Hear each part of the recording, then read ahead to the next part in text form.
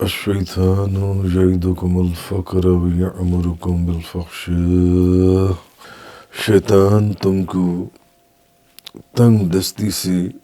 ڈراتا ہے اور بے حیائی کا حکم دیتا ہے۔ واللہ یعدکم مغفرۃ منہ وفضلا، اور اللہ تم سے اپنی بخشش اور اپنے فضل کا وعدہ فرماتا ہے۔ واللہ واسع علیم، اور اللہ بڑی وسعت والا اور بہت جاننے والا ہے۔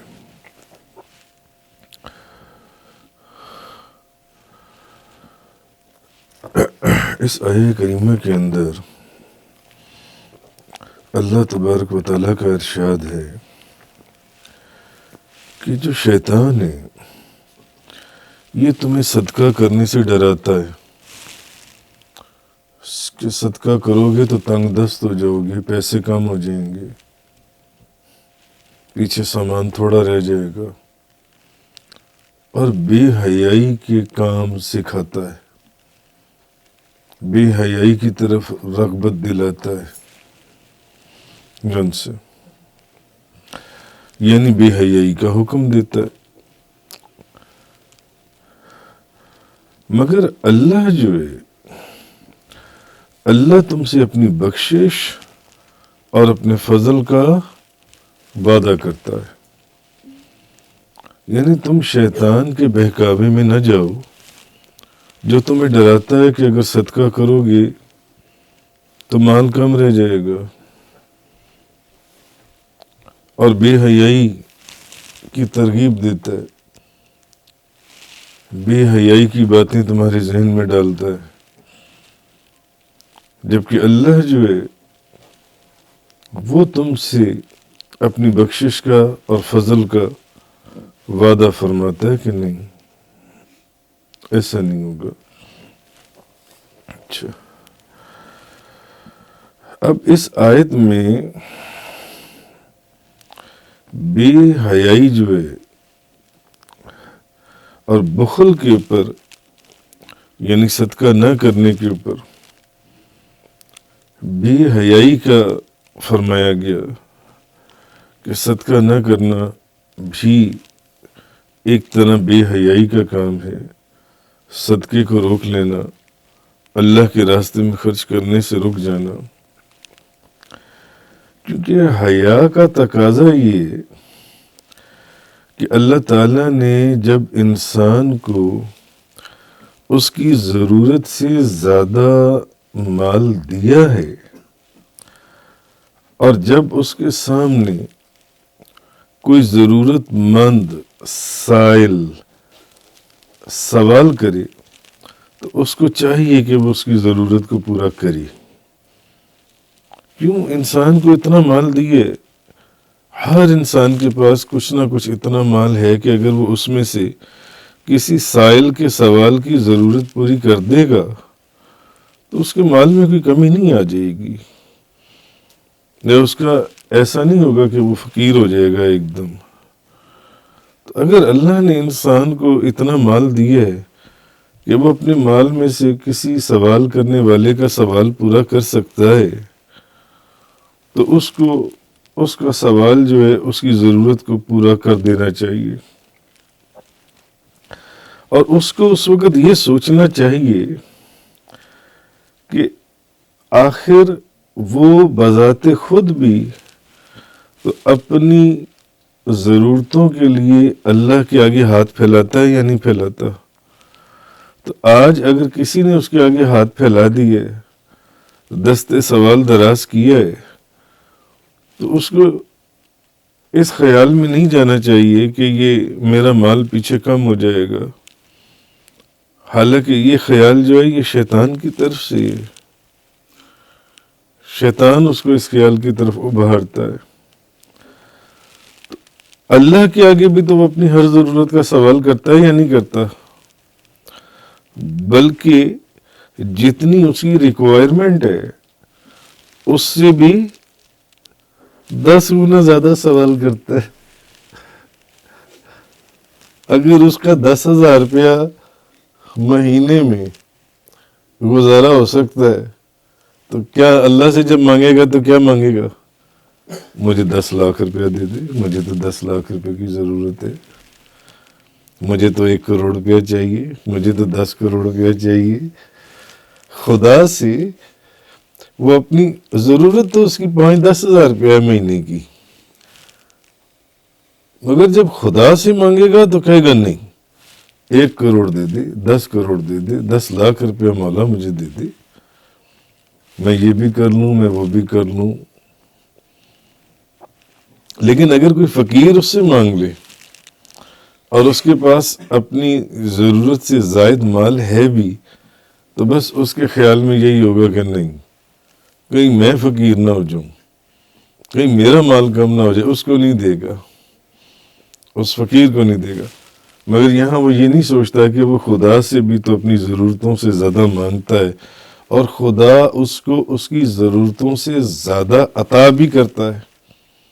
اگر انسان اپنا انالیسس کرے اور غور کرے تو اس کو نظر آئے گا کہ خدا اس کو اس کی ضرورتوں سے زیادہ دیتا ہے۔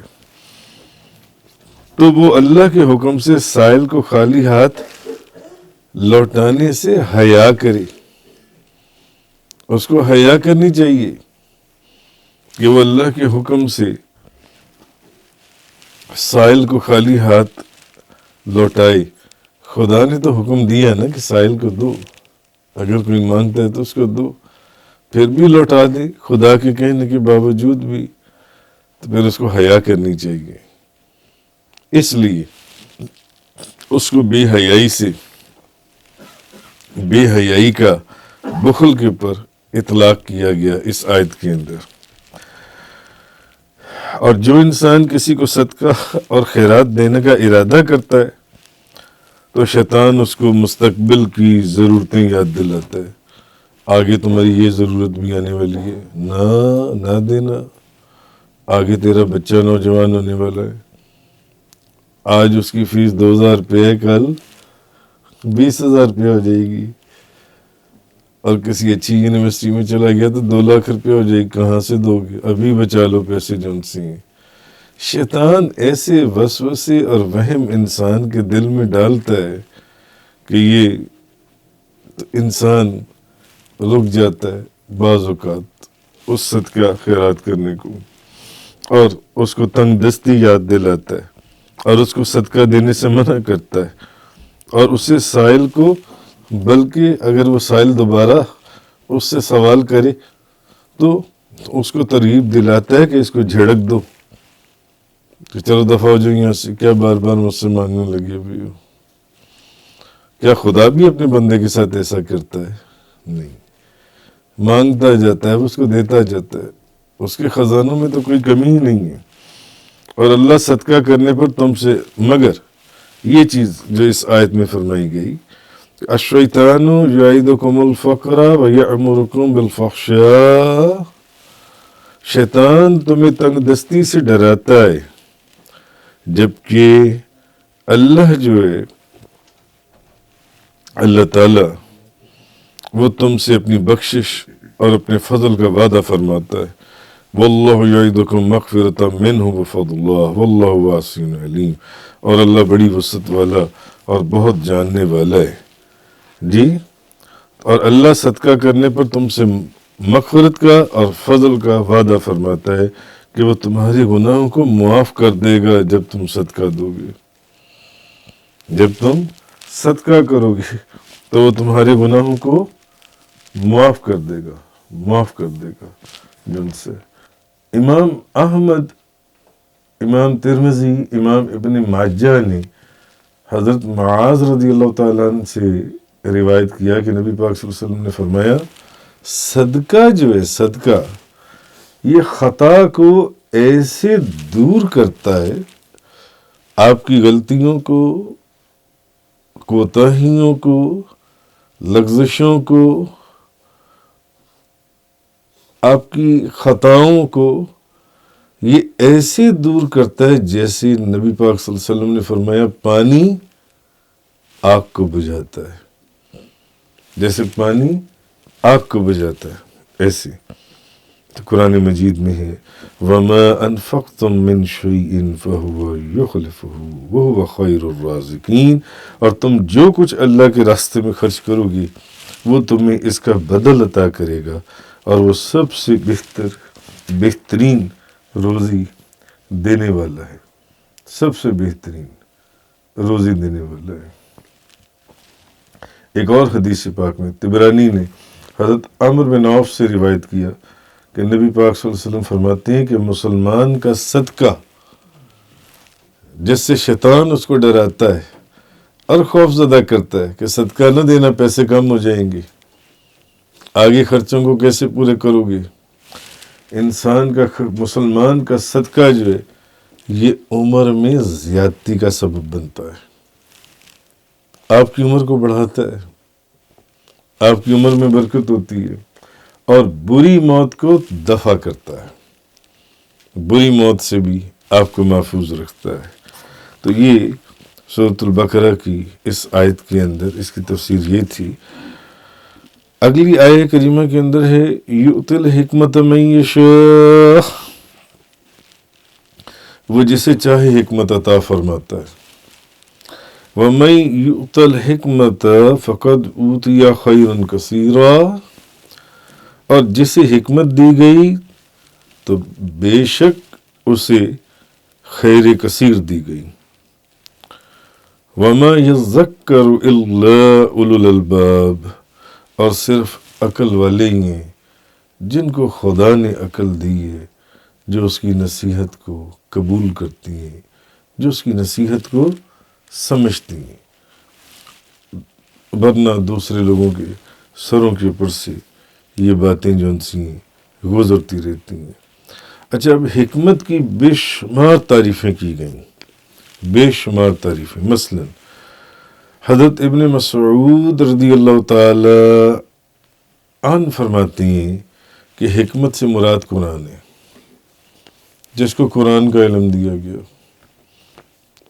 اس کے پاس حکمت موجود ہے۔ حضرت ابن عباس رضی اللہ تعالی عنہما آپ فرماتے ہیں کہ حکمت کہتے ہیں قرآن مجید کے اندر جو ناسخ اور منسوخ ہے، آپ سارا پیچھے پڑھ رہی ہیں۔ اچھا، محکم اور متشابہ، مقدم اور مؤخر کی ان چیزوں کی جو معرفت ہے قرآن کے مختلف اصول اور علوم کی، یہ حکمت ہے۔ جبکہ حضرت ابن مسعود نے فرمایا کہ حکمت سے مراد قرآن ہے۔ ربیع بن انس نے کہا کہ اس سے مراد جس کے پاس حکمت ہے اس شخص کے پاس خوف خدا ہے، جس کے پاس خوف خدا ہے سمجھ لو کہ اس کے پاس حکمت ہے، اس کے پاس حکمت ہے۔ امام قشیری نے کہا کہ اللہ کے احکام میں غور و فکر کرنا، پھر اللہ کے احکامات کا اتباع کرنا، انہوں نے کہا کہ اللہ کی اطاعت کرنا، فقہ دین اور اس پر عمل کرنا، جو شخص اس پر قائم ہے اس کے پاس حکمت ہے، حکمت اس کے پاس ہے۔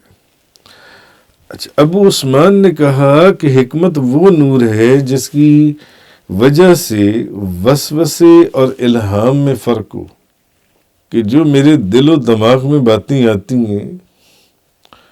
اس میں وسوسہ کیا ہے اور الہام کیا ہے۔ تو قاسم بن محمد نے کہا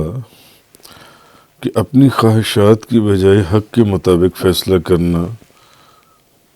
اس کو حکمت کہا جائے گا، حکمت اس چیز کا نام ہے۔ حافظ سیوطی بیان کرتی ہیں کہ رسول کریم صلی اللہ علیہ وسلم نے فرمایا، جس شخص نے 40 دن اللہ کے ساتھ اخلاص کیا، اس کے قلب سے، اس کی زبان پر حکمت کے چشمے پھوٹ پڑیں گے، جو بندہ 40 دن اللہ کے ساتھ خالص ہو گیا، اس کے قلب سے اس کی زبان پر حکمت کے چشمے پھوٹ پڑیں گے۔ اور امام طبرانی نے حضرت ابو امامہ رضی اللہ تعالیٰ عنہ سے روایت کیا کہ نبی پاک صلی اللہ علیہ وسلم نے فرمایا کہ لقمان نے اپنے بیٹے سے کہا، اے بیٹے، علماء کی مجالس کو لازم رکھو اور حکماء کا کلام سنو، کیونکہ اللہ تعالیٰ حکمت کے نور سے مردہ دل کو اس طرح زندہ کر دیتا ہے جس طرح مردہ زمین تیز بارش سے زندہ ہو جاتی ہے۔ حکماء کا کلام جن کو خدا نے حکمت عطا فرمائی، اور علماء کی مجالس، یہ اتنی بابرکت مجلسیں علم اور حکمت کی کہ یہ مردہ دلوں کو اس طرح زندہ کر دیتی ہیں جو دل مردہ ہو چکی ہوں، جیسے بارش مردہ زمین کو زندہ کر دیتی ہے۔ اسی طرح امام طبرانی نے موجم اوسط میں حضرت عبداللہ بن عمر رضی اللہ تعالیٰ عنہما سے روایت کیا کہ نبی پاک صلی اللہ علیہ وسلم نے فرمایا، کم علم بہت عبادت سے بہتر ہے، بہت زیادہ عبادت سے تھوڑا سا کسی چیز کا علم ہونا تھوڑا سا، یہ بہت زیادہ بہتر ہے، اور کسی شخص کے فقیہ ہونے کے لیے یہ کافی ہے کہ وہ اللہ کی عبادت کرے، اس کے پاس علم ہے، اور کسی شخص کے جاہل ہونے کے لیے یہ کافی ہے کہ وہ قرآن اور سنت کے خلاف اپنی رائے کو پسند کرے۔ اس لیے بہت زیادہ عبادت سے بہتر ہے کہ تھوڑا سا علم حاصل کر لو۔ امام طبرانی نے اور امام بھیکی نے حضرت ابو ہریرہ رضی اللہ تعالیٰ عنہ سے روایت کیا کہ نبی کریم صلی اللہ علیہ وسلم نے فرمایا، دین میں فقہ حاصل کرنے سے افضل کوئی عبادت نہیں ہے۔ فقہ کا جو علم ہے اس سے افضل دین میں اور کوئی عبادت نہیں ہے۔ فقہ کا علم، اسلامک جورسپروڈنس، اور ایک فقیہ شیطان کے نزدیک 1000 عابدوں سے زیادہ سخت ہوتا ہے۔ 1000 عابد، ایک عابد نہیں، 2 عابد نہیں، 3 عابد نہیں، 1000 عابد جو ان سے ایک فقیہ جو ہے وہ شیطان کے نزدیک، کیونکہ جو عابد ہے نا، عابدوں کو تو شیطان ایسے گھما دیتا ہے اپنے چکر کے اندر اور غلط راستے پر ڈال دیتا ہے، لیکن فقیہ کو، جس کے پاس فقہ کا یا علم ہے، اس کو شیطان کا غلط راستے پر ڈالنا بہت مشکل ہے۔ وہ شیطان پر بڑے بھاری ہوتا ہے، بڑا سخت ہوتا ہے وہ شیطان پر، اور ہر چیز کا ایک ستون ہوتا ہے، اور اس دین کا ستون فقہ ہے۔ اور حضرت ابو ہریرہ نے فرمایا کہ اگر میں ایک لمحہ بیٹھ کر دین کا علم حاصل کروں، صرف ایک لمحے کے لیے، میرے نزدیک ساری رات کی عبادت سے بھی زیادہ بہتر ہے۔ ساری رات کی 1 منٹ کا علم فقہ حاصل کرنا میرے لیے ساری رات کی عبادت سے افضل ہے۔ رسول کریم صلی اللہ علیہ وسلم نے فرمایا کہ اللہ تعالیٰ قیامت کے دن بندوں کو جمع کرے گا اور پھر ان میں سے علماء کو الگ کرے گا، اور پھر فرمائے گا، اے علماء کے گروہ، میں نے تمہیں عذاب دینے کے لیے تمہارے اندر اپنا علم نہیں رکھا تھا، اس لیے میں نے تمہیں بخش دیا۔ تفسیر قرآن کا یہ لیکچر انگلش میں سننے کے لیے براہ کرم ڈسکرپشن میں موجود لنک پر کلک کریں۔